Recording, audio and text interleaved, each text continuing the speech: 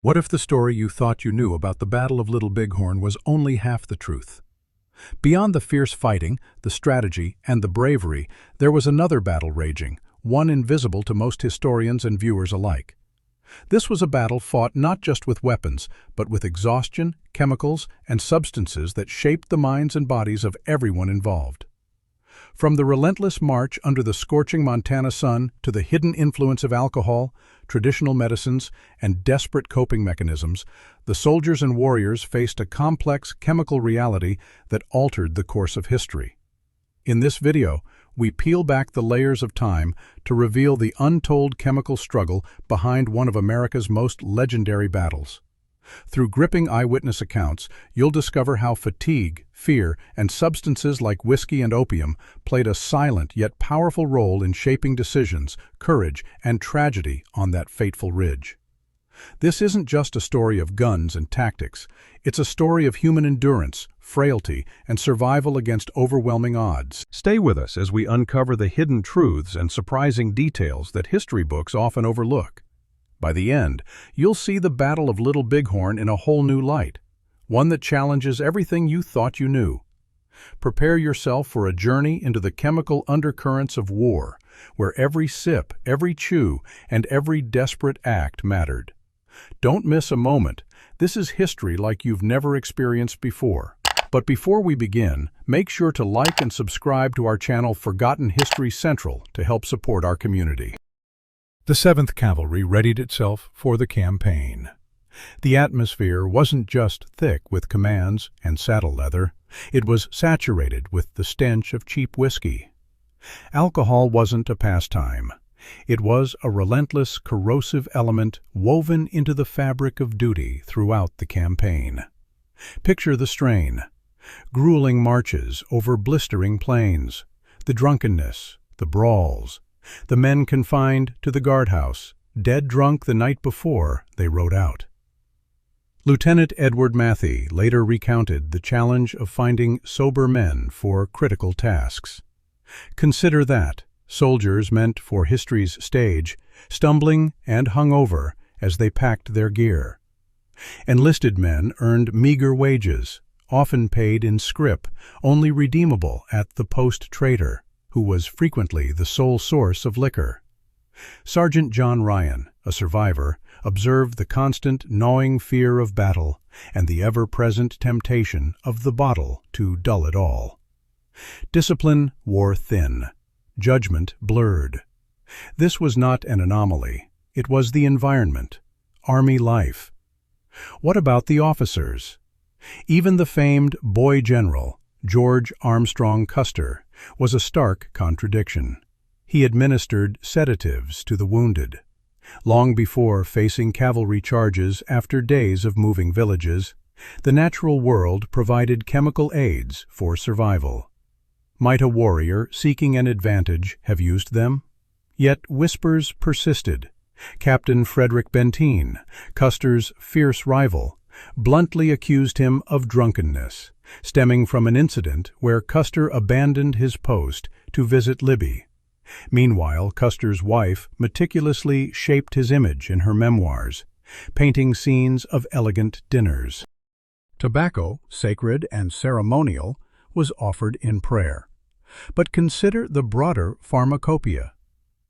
Warriors knew plants like lomarium and Coues biscuit root, used for everything from diarrhea to pain relief to soothing infants. Traditional healers employed a vast array of botanicals, analgesics for pain, emetics for cleansing, all rooted in spirituality, medicine, and daily resilience. Imagine arduous journeys warding off fatigue, sharpening focus when exhaustion loomed. These roots, chewed or brewed, weren't psychedelics, but potent stimulants used on long hunts or taxing travels. Across the plains, a different relationship with plants thrived among the Lakota, Cheyenne, and Arapaho. Captain Benteen reportedly obtained opium from traders, attempting to ease his people's suffering during cholera outbreaks. Laudanum, a tincture of opium, was a common, unregulated panacea in the 19th century. This wasn't recreational drug use as we understand it today. It was deeply embedded in survival. Epidemic disease was a far deadlier foe than cavalry for Native Americans. When cholera struck the Hunkpapa, Lakota in the early 1870s, traditional remedies fought the disease as the army arrived with its whiskey ration. And then there was the invisible specter haunting the drink. Desperation turned eyes toward the white man's medicine. What did traders offer? Often opium. Publicly, a paragon of temperance, leading prayer meetings, and railing against the demon drink. Privately, whiskey flowed freely at his table. Elizabeth Bacon Custer, Libby, his devoted wife, crafted a refined image, but the harsh reality was different. Sitting Bull himself, future architect of the Little Bighorn victory, witnessed this horror firsthand. Could he have chewed such a root? It's plausible, practical. The Army's whiskey ration was ever present.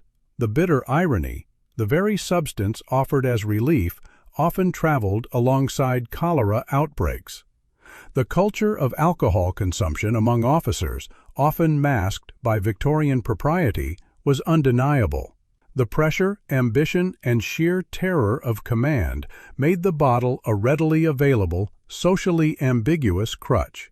The frontier's chemical reality was not confined to blue uniforms. It permeated the harsh landscape and the invisible enemy of disease. The same trade routes that brought settlers and diseases also carried substances shaping the fragile human struggle beneath. The sophisticated, practical botanical knowledge of the Plains tribes is often sanitized in history, removing its true context. There is no solid proof that warriors widely used powerful hallucinogens like peyote en masse.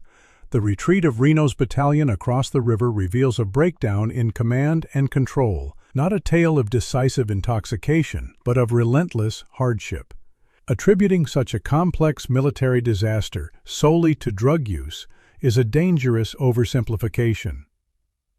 The root chewed for endurance and the chemical backdrop of this culture, steeped in alcohol, set the stage.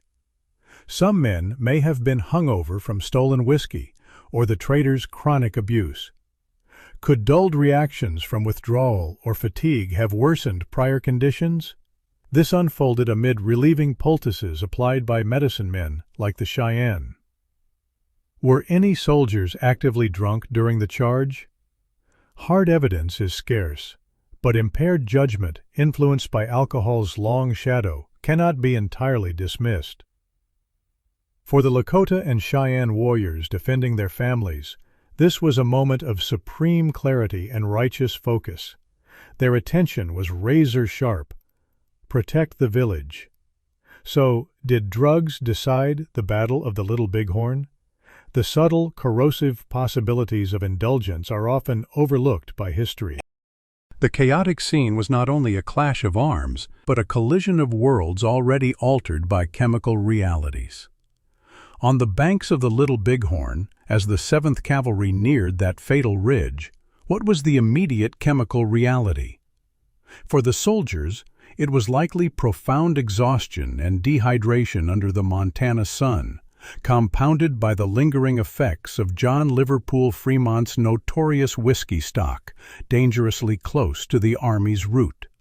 The enemy's superior leadership, tactics, and the courage of warriors defending their homes sealed the fate of Custer's forces. Reno's panic and Benteen's cautious delay doomed the immediate defense. Sitting Bull's pragmatic use of any tool to save his people paints a stark picture. Tobacco offered in prayer by the river, opium sought in a futile grasp against an invisible enemy. But to ignore the pervasive presence of alcohol in the 7th Cavalry's culture, or the chemicals flowing through those who fought and died there, would be a grave mistake. The last stand was not just a military defeat. It was a collision of worlds, each burdened with its own chemical defenses and struggles, lost in the smoke and silence that followed. So the dust settled at Little Bighorn. The legend was etched in stone, heroes and tools, and a brutal conclusion. As we close this chapter on the hidden chemical struggles of Little Bighorn, one question remains. How much did these unseen forces shape the fate of history's most infamous battle? Was it sheer courage alone that decided the outcome, or did exhaustion, substances, and desperate survival tactics tip the scales in ways we're only beginning to understand? Now we want to hear from you. What do you think was the most surprising factor behind this legendary clash? Could the chemical realities of war rewrite the stories we've been told for generations? Drop your thoughts and theories in the comments below. Let's unravel this mystery together. And if you found this glimpse into history's hidden layers as fascinating as we did, don't forget to like, share, and subscribe for more eye-opening stories that challenge everything you thought you knew. The past is never truly behind us. It's waiting to be rediscovered. What other battles or moments in history do you want us to explore through the eyes of those who lived them? Tell us, and maybe your suggestion will be our next deep dive. Thank you for watching. Until next time, keep questioning, keep exploring, and keep the story alive.